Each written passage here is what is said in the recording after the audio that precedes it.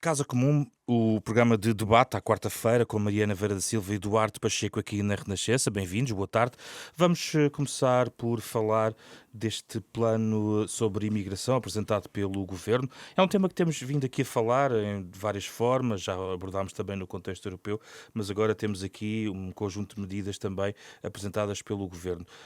Mariana Vera da Silva, o que é que achou deste plano? E já agora, não achou estranho aparecer um plano sobre um tema central das europeias, promovido pelo governo, inclusive já depois do dia da votação antecipada? Bom, o plano não é muito fácil de comentar, eu talvez pudesse dividir em 2 partes. O plano tem uma parte significativa de coisas que estavam em curso e que, aliás, são referidas no plano como estando em curso, as construções de alojamento temporário do PRR, a aposta, na habitação, medidas de integração que são também financiadas por fundos europeus, e depois tem uma medida que é onde é de facto feita a diferença e que, aliás, já foi aprovada, promulgada, publicada e está em vigor.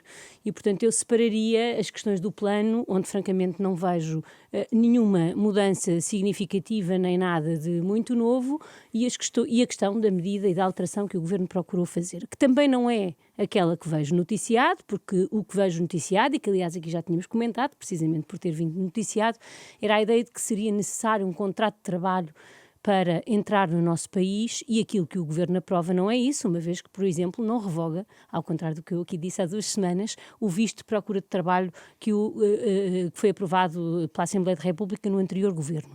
Aquilo que faz é revogar uma possibilidade que a lei prevê desde 2017 das pessoas se regularizarem quando, entrando em Portugal noutra circunstância que não para trabalhar, entretanto tenham trabalhado durante um ano. E aqui eu diria das duas uma, para simplificar. Ou a medida corre exatamente como o Governo pretende e temos um problema, porque o país precisa de mão de obra e o tipo de entrada com os vistos de trabalho que existe não é suficiente, porque nós temos os números de quantas pessoas ao longo dos anos entraram por essa via, ou isto não corre exatamente como o Governo pretende e então ficamos pior do que estamos, porque as entradas, se não correr como o Governo pretende, significa que as entradas vêm na mesma, coisa que muitas vezes acontece quando a economia está pujante e o mercado de trabalho em pleno emprego, e ficamos com muitas pessoas que entram e depois deixam de ter uma maneira de se regularizar. E por isso esta é a dúvida que se me levanta quanto à estratégia do Governo, como é que conseguimos subir, e nunca conseguimos, já tentámos de muitas maneiras, a atribuição de vistos pelos consulados. Basta entrar num consulado em qualquer ponto do mundo e percebe-se porque é que a ideia de ter uma promessa de contrato de trabalho com a economia como nós a temos, com o desemprego em mínimos históricos, a ideia de que só entra em Portugal quem tem essa promessa de contrato de trabalho ou um contrato de trabalho assinado, simplesmente a economia não São funciona duas assim. coisas, Mariana Vera da Silva. Um tem a ver com a estrutura montada baseada nos consulados. E é claro aqui a dúvida que coloca. Outra questão diz respeito ao facto da via privilegiar migrantes que não são aqueles que Portugal precisa? Não, não, não. A questão é que a economia não funciona de maneira a podermos. E eu acho que o governo também diz: o país precisa de migrantes por dimensões demográficas, económicas e também sociais e humanitárias. E a questão é que a economia não funciona assim. Nenhuma empresa pode estar um tempo à espera para fazer um contrato de promessa, para esperar que um consulado dê um visto para o trabalhador vir e se regularizar. Não é assim que a economia Então funciona em como é que vai nenhum ser a país. prova do plano? A prova do plano, por isso eu dizia, das duas uma, ou as pessoas vêm na mesma, por mecanismos ilegais, como já vinham antes da lei de 2017, a lei não trouxe pessoas por existir, e ficam sem maneira de se regularizar, ou nós vamos ter aqui um constrangimento à atividade económica por via da falta de mão de obra. E isso aí não podemos ainda avaliar, mas estou certo que estaremos Sim. aqui semana após semana para comentar. Duarte, está em linha com aquilo que tinha previsto em relação a esta matéria? O Duarte sublinhou aqui muito no programa a questão Contrato de do trabalho. contrato de trabalho. Ora bem, as coisas como estão não podiam continuar. Então, eu acho que essa é a primeira nota. Todos nós concordamos que precisamos de migrantes para que a nossa economia funcione, e há diversos setores que deixariam mesmo de funcionar se essa mão de obra não viesse. Agora, aquilo que nós tínhamos é que tínhamos excesso de oferta que a economia não consegue absorver e pessoas que depois que ficam em situação de sem emprego, dependentes, sem condições mínimas de dignidade de vida e quando isso acontece, também propensas a ficarem sem teto, a termos os números sem abrigo a crescer e automaticamente alguma violência ou alguma criminalidade que está associada a esse tipo Mas de... como é que o plano resolve esse plano que o Duarte está a sublinhar? Portanto, teremos que alterar a situação. A proposta é muito clara, tem que haver uma promessa de emprego para que o visto seja entregue. Eu acompanho a Mariana nas dificuldades de implementação via consulados. É facto, basta visitar alguns dos consulados que não conseguem passar os vistos normais de turista, das pessoas que nos querem visitar, porque não têm mão de obra e as coisas são tão estranhas que este é um serviço que normalmente se paga a si próprio. Porque as pessoas pagam o visto e esse pagamento é mais do que suficiente para pagar o ordenado a alguém que esteja lá para o atribuir. Mas as coisas não têm funcionado. E, portanto, tem essa dificuldade. Mas, por outro lado, é a única via de termos as pessoas que precisamos de acordo com as necessidades de cada setor. E dar aqui um exemplo de como as coisas deviam funcionar. Ainda recentemente, conhecimento de uma associação de produtores agrícolas no Algarve, que ela própria fez um roadshow, vamos dizer assim, em alguns países da região do Paquistão, do Nepal e salvo erro, Bangladesh, onde entrevistou 8.000 e conseguiu trazer 400, porque eram as necessidades do setor agrícola algarvio dos frutos vermelhos. Ora bem, este é um bom exemplo. E estes bons exemplos é que deviam continuar. Que é eles próprios irem à procura, não ficarem sentados à espera que lhe batam à porta, porque aparecem bons e aparecem menos bons, mas ter essa capacidade de irem à procura e de depois trazer aqueles que, de acordo com os critérios que estabeleçam, possam ser úteis à sua atividade económica. Nós temos que acolher bem, temos que dar dignidade de vida a todos os imigrantes e depois é preciso ter a capacidade de pôr a agência a funcionar e dar resposta às pessoas. Não é muito diferente daquilo que funciona outros serviços públicos. Agora temos estado muito concentrado aí. Mas se formos para os balcões da Segurança Social, são os portugueses que estão lá em fila desde de madrugada para ter senha para tratar dos seus serviços. Nós temos um problema de resposta dos serviços públicos que se agudizou com a pandemia e que ainda não conseguimos dar a volta. E aqui é que o Governo tem que encontrar formas de agilizar procedimentos, contratar e reforçar meios, se tiver que ser, para que todos, estrangeiros e nacionais, tenham uma resposta adequada em tempo útil pelo Estado. Mariana Vieira da Silva, há aqui um ponto relacionado com muitos migrantes que, recorriam ao tal visto da Comunidade de Países de Língua Portuguesa. Penso que havia um contencioso também, Bruxelas não gostava muito deste visto, porque pela colisão num conjunto de normas em relação às normas europeias. Da sua perspectiva, foi uma solução que tem uma boa solução por parte do Governo, uma solução airosa para esta questão do visto CPLP? Bom, eu não. Essa questão das dúvidas da Comissão Europeia julgo que foram exponenciadas pelo Governo, como aliás tem acontecido muitas vezes, mas acho que das melhores notícias que tivemos com a apresentação deste plano é de facto o não tocar nesse conceito do acordo que tínhamos assinado com a CPLP e, portanto, aí não tenho nada a apontar, seria muito danoso de todos os pontos de vista, até porque Portugal liderou esse processo negocial e por isso é bom podermos continuar com o visto. Eu há pouco não respondi à questão do calendário.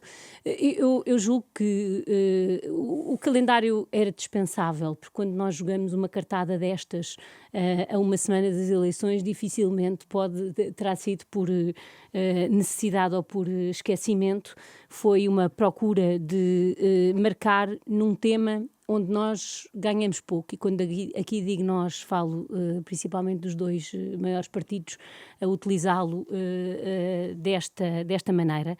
É certo que houve uma tentativa maior de controle da linguagem por parte do governo do que tinha acontecido nas últimas semanas, onde ouvíamos repetir aquelas expressões das portas escancaradas, mas não basta Pode não dirigir-se ao PS, atenção. Convém não salpicarmos, não basta às vezes salpicarmos o nosso discurso com a palavra humanismo para ele se transformar em si num discurso humanista. Eu concordo que nós tínhamos um problema para resolver. A questão é que na área onde temos mais problemas, que é na área da habitação, na área da integração, não há absolutamente nada de novo no plano, a não ser o que já estava a ser desenvolvido, e por isso eu espero que o PRR seja executado de maneira a dar condições ao país para uma resposta de tipo diferente. Era essa a aposta também que fazíamos, mas não vejo nada de novo, vejo uma espécie de uma fé de que numa área como esta, a economia funciona de forma muito, muito diferente do que ela efetivamente funciona, porque a questão é esta. Há as grandes empresas que fazem um trabalho, até na habitação, de há uns anos para cá começaram a trabalhar, mas o nosso país é maioritariamente constituído por PMEs. Nelas, o peso do número de trabalhadores estrangeiros ultrapassa os 15%, e essas empresas não têm condições para ir à procura, não têm condições para fazer trabalho com o consulado. E, portanto, nós, aquilo que é preciso percebermos é: proibir a entrada nunca na história de nenhum país significou que as pessoas não vêm na mesma, e se vierem ficam numa situação irregular, e seria preciso, é evidente que hoje com as novas tecnologias nós podíamos conseguir um tipo de contacto entre quem procura trabalhadores e os trabalhadores muito maior. Mas temo um aumento da imigração irregular, é isso? Mas eu temo porque em 2017 a lei mudou, porque nós já tínhamos muitas pessoas que é certo que não apareciam nos números, porque não estavam inscritas à espera de nenhum documento, porque não tinham nenhum instrumento a não ser aqueles momentos que extraordinariamente a Assembleia aprovava de regularização, que aliás o Governo no preâmbulo do diploma entretanto publicado diz que passa a ser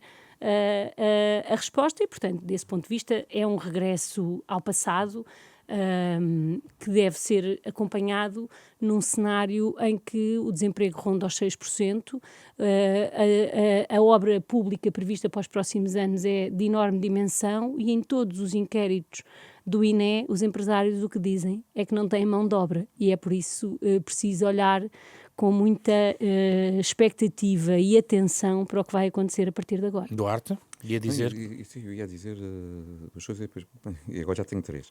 Em primeiro lugar, ninguém está aqui a falar de proibir a entrada, não é? Queremos é regular a entrada de acordo com as necessidades do mercado. Em segundo lugar, o exemplo que eu dei... Mas se houvesse, teríamos desemprego, não é? Se não tivéssemos a capacidade de adaptar... Temos que ter... Outro tema é a integração, mas desemprego nós não temos. Nós não temos desemprego, estamos com uma situação de pleno emprego, como dizem os macroeconomistas, portanto estamos em situação de pleno emprego e precisamos da mão de obra.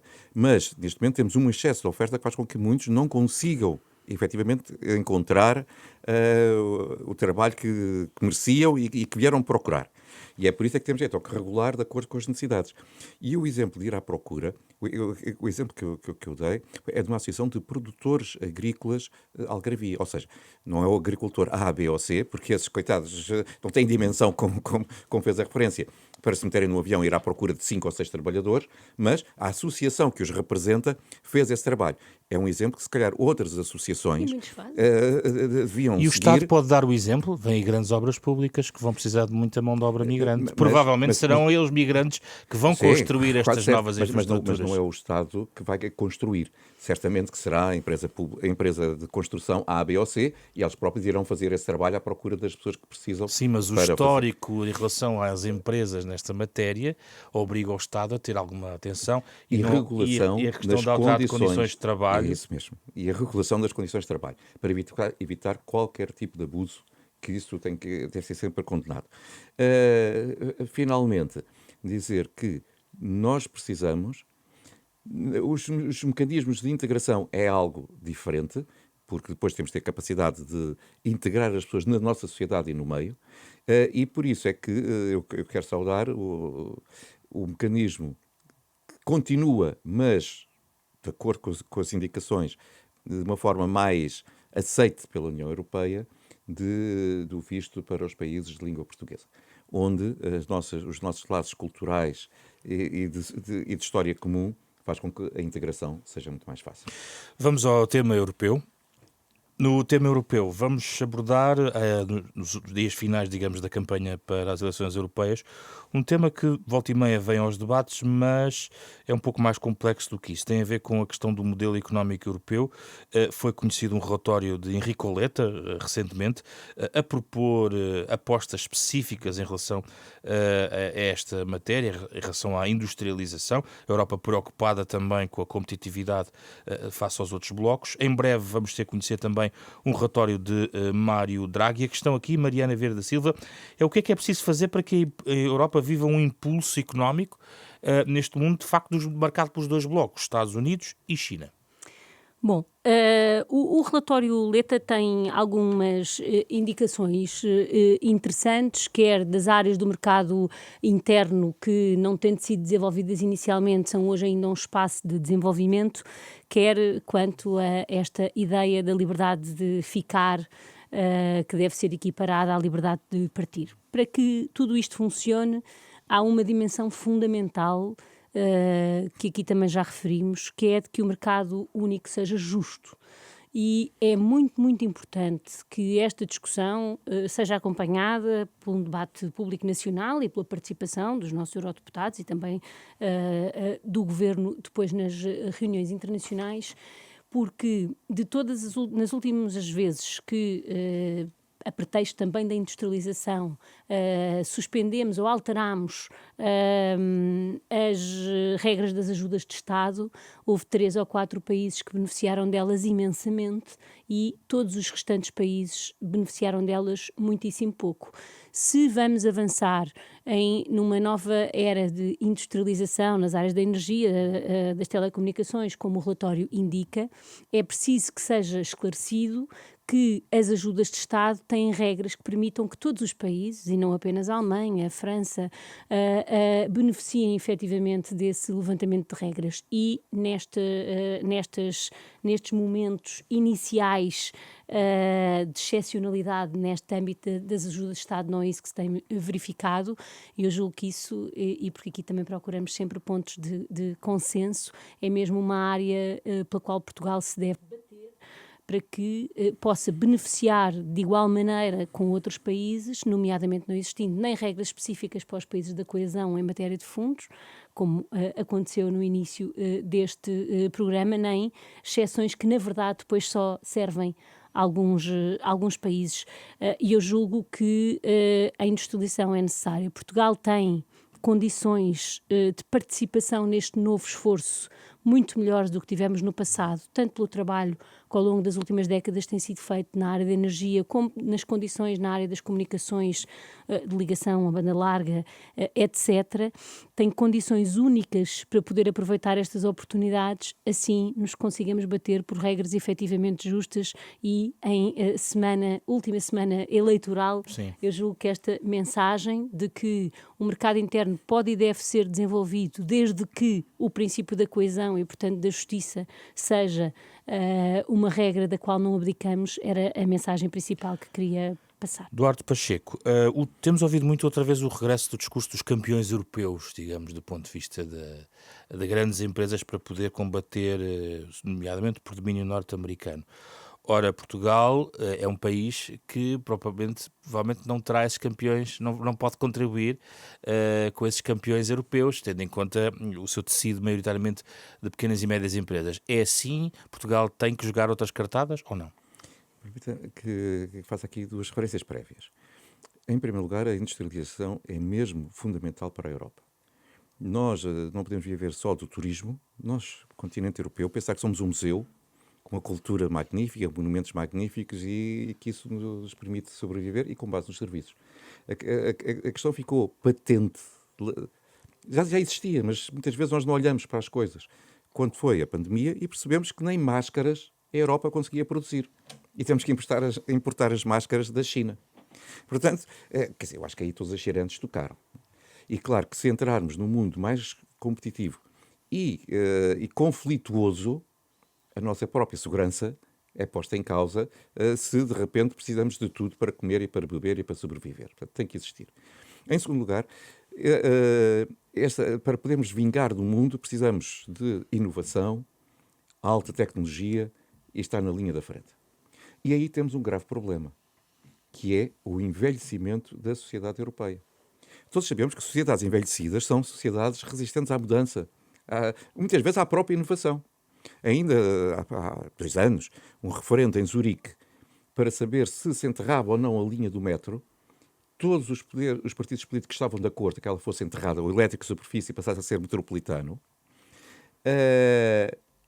E quando, por razões ambientais, razões de poupança de tempo, razões económicas, tudo apontava no mesmo sentido, quando se contaram os votos, ganhou o não. Porquê? Porque os idosos foram votar em massa e pensaram, se vamos enterrar, temos o problema de acessibilidade, que hoje não tem, e os outros problemas não me interessam, que eu não já cá estar muitos anos. Ora bem, uma sociedade que é resistente à mudança não consegue inovar nem ser competitiva. Esse é o nosso background e temos que superar isso. E, portanto, a questão demográfica é algo que não está contemplado neste relatório, mas que nós temos que nos concentrar. Players nacionais. Nós temos bons players. Quer dizer, Portugal, pensando que nós somos pequenos, mas ganhamos o Campeonato da Europa de futebol. E, portanto, quando queremos... Eu aqui estou a falar de outros campeões europeus, atenção. Vamos lá chegar um dia. E, portanto, temos que ver. Navigator, um bom exemplo de um player mundial na sua área. E, portanto, nós temos essa capacidade quando queremos. Por outro lado, não quer dizer que seja a empresa portuguesa que vá para o top 5 mundial. Mas, se tiver dimensão europeia, já está a competir com os outros players mundiais. E nós temos capacidade, porque temos pessoas com muito boa formação, as nossas universidades são de excelência e, portanto, se nós quisermos, com boa gestão, podemos competir. A segunda questão, segunda ronda rápida sobre este tema, Mariana, tem a ver com a questão dos instrumentos financeiros. A Europa precisa de levantar dinheiro para, por exemplo, a questão da defesa e outras. Henrique Letta propõe a questão da dívida conjunta. Este assunto que tem vindo a ser tratado de uma forma secundária, mas muito real, vida a forma como a recuperação e a resiliência foi financiada, vimos o contexto pandémico nesse sentido. A porta está definitivamente aberta para uma espécie de mutualização de dívida galopante na União Europeia? Bom, longe vão os tempos onde era absolutamente impossível, num relatório apresentado ao Conselho Europeu por um ex-primeiro-ministro, aparecer essa proposta. É preciso percebermos que o contexto em que este debate vai ser feito é também o contexto do alargamento e, portanto, não há nenhuma alternativa, a não ser uma Europa muito fraca, a considerarmos que, em simultâneo com o alargamento e com este tipo de apostas aqui propostas na industrialização, tem que haver, de facto, alguma solução de financiamento e de partilha de risco, como aquela que foi desenhada no contexto do PRR. Eu dizia sempre, quando nós estávamos a fazer aquela discussão que às vezes fazemos nacionalmente sobre execução, de que a importância para o PRR correr bem para toda a Europa era muito maior do que a execução do PRR ou as provas que um governo tinha que dar. Nós precisamos de provar que o financiamento de um instrumento de reformas e de investimentos compensa e é verdadeiramente transformador na vida da União Europeia e as propostas que aqui são feitas, no sentido de conciliar investimentos privados com um acesso a uma dívida conjunta, é necessária para o relatório em si, mas ainda mais no contexto em que verdadeiramente estas reformas vão ser discutidas e aplicadas, que é num contexto de alargamento.